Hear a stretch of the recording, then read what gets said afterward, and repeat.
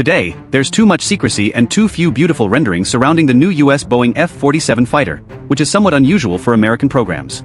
But behind the silence lies what could be the most radical reform of the Air Force since the advent of stealth.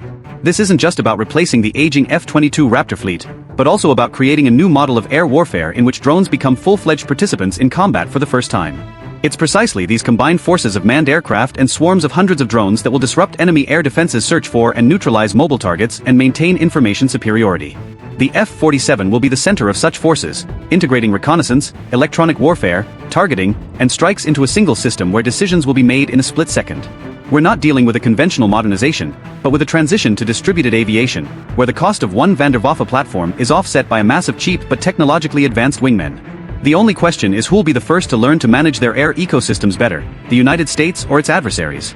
If in the 20th century the winner in air superiority was the one who shot down more aircraft and lost fewer, then today everything comes down to the speed of target detection and recognition, decision-making, and striking faster than the enemy has time to hide, change position, or create a false picture. You can have excellent missiles, but be late with target acquisition. You can have a powerful radar, but lose contact at the most crucial moment. You can even get your plane to the right altitude and speed only to lose to the enemy because they left a bunch of decoys and escaped radar coverage while you were making your decision. This is where the main shift of recent years comes in.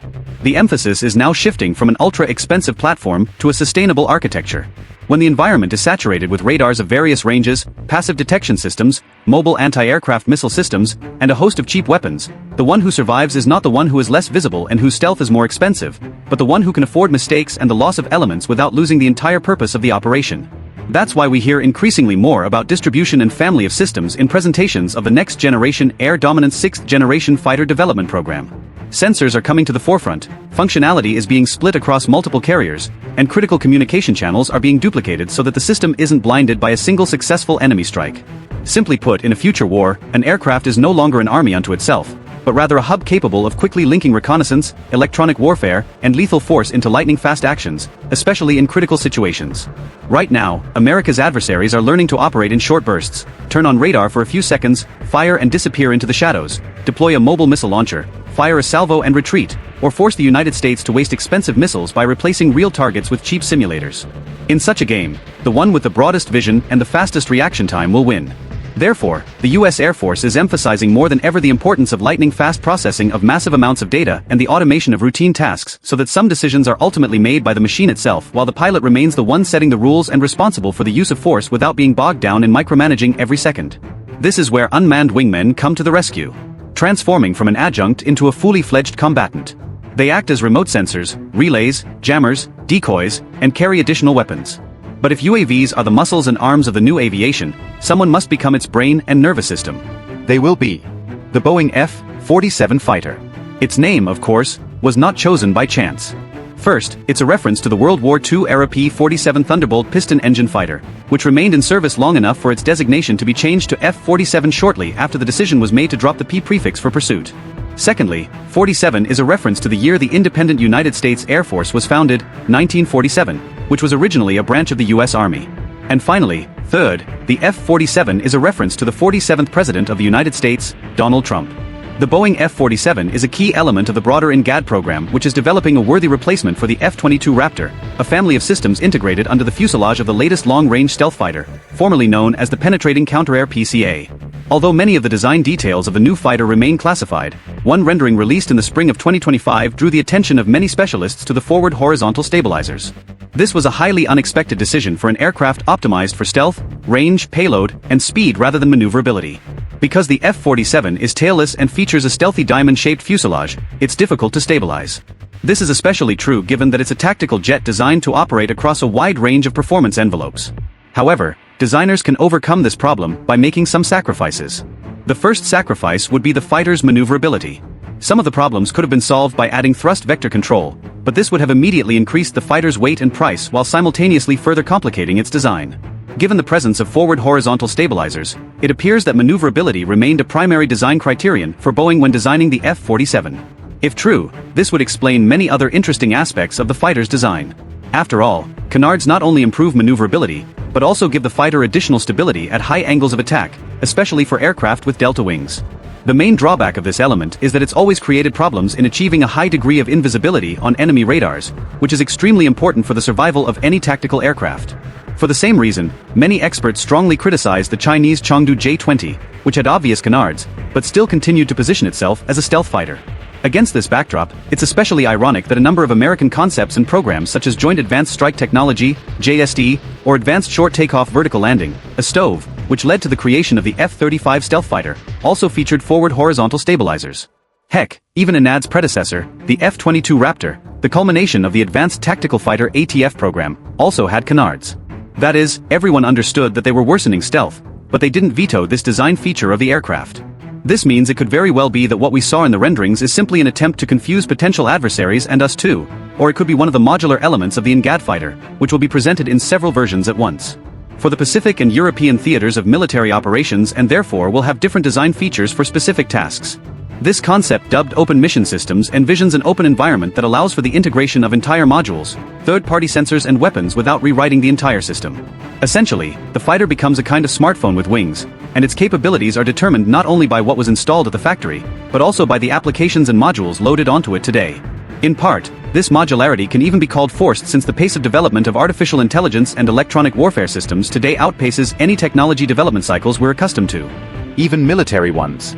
The fighter's key element will be its next-generation adaptive propulsion system developed under the Next-Generation Adaptive Propulsion NGAP program by teams from General Electric and Pratt & Whitney whose prototypes are designated XA-102 and XA-103 respectively. Such an engine will allow the fighter to adapt its operating mode to the mission at hand. Whether it's fuel-efficient cruising over vast distances or a sharp acceleration at speeds exceeding Mach 2 to penetrate enemy air defenses. Furthermore, we shouldn't rule out the possibility of integrating a hybrid engine powertrain where electric drive modules provide low-noise operation during takeoff and landing. After all, we've already seen successful implementations of such concepts in the American Splane family. At the same time, the combat radius of the aircraft will, according to Air Force Chief of Staff General David W. Alvin, be more than 1,000 nautical miles.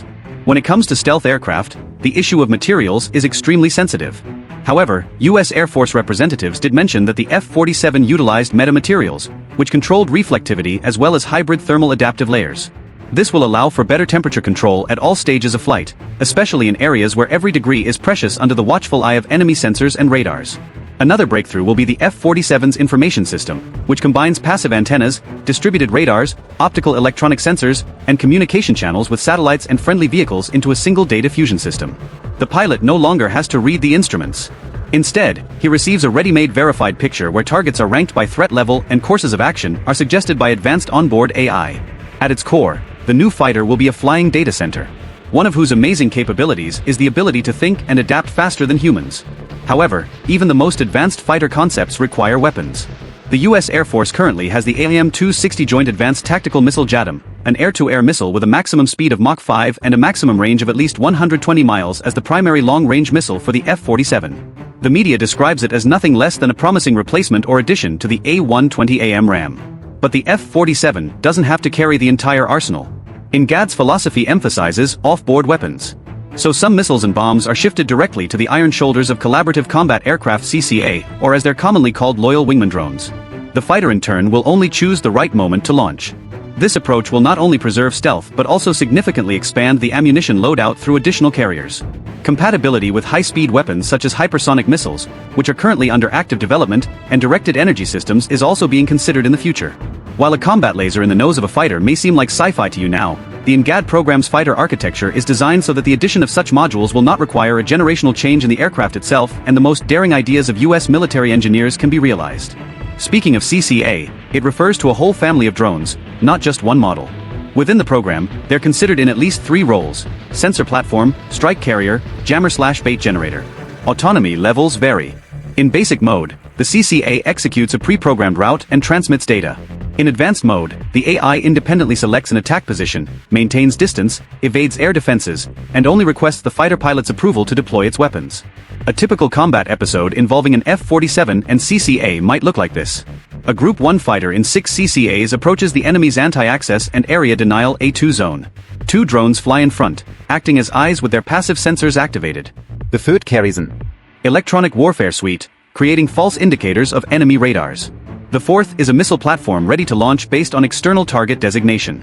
Meanwhile, the F-47 itself remains at a distance, gathering information and making decisions. If the air defenses do respond, it's time for the decoy drones to use their power, luring the enemy into revealing themselves. Once the enemy's radar is activated, the coordinates are instantly transmitted to the attack CCA, which launches a missile at them, even without its own powerful radar. Moreover, the F-47 may not even illuminate the target at this point, maintaining stealth. This approach fundamentally changes the economics of war. The loss of a few drones becomes merely acceptable losses, unlike the potential destruction of a manned aircraft. Therefore, CCAs are used to handle first contact with enemy forces and carry the lion's share of what was previously carried on a fighter, including additional fuel tanks, reconnaissance assets, communications relays, and much more. However, the problem of trusting autonomy remains. Engineers will have to drink hundreds of thousands of liters of coffee to train algorithms to distinguish real targets from decoys, resist deception, and operate in the harshest combat conditions. This incidentally is the reason why even in the CCA concept with AI on board, humans still have the final say. It's just that now the pilot doesn't direct the battle, but rather oversees it. So far, the US Air Force has designated two prototypes. The YFQ-42A from General Atomics and the YFQ-44 from Anduril Industries is named in a March 2025 press release. First two prototypes of collaborative combat aircraft in a new generation of uncrewed fighter aircraft. In terms of scale, the Air Force currently intends to have a fleet of 185 F-47 fighters and 500 CCA with a prospect of expanding these ambitious figures to an even more ambitious 300 and 1,000 units respectively. If, or rather when the US Air Force will be able to bring this air ecosystem to maturity, the F-47 will become not just a new fighter, but a command center that'll buy the US the most valuable thing in future warfare time. Then time for the first salvo to open up the air defenses to maintain the initiative in the first hours of the conflict when there's no turning back. Well, now it's your turn to tell us how you envision an air battle between the F-47 and its potential adversaries, and what aspects this ambitious fighter should focus on. Share your opinion in the comments, and if you enjoyed the video, please leave a like, subscribe to the channel, and hit that notification bell for more content like today's. Thanks for watching, and we'll see you in the next one.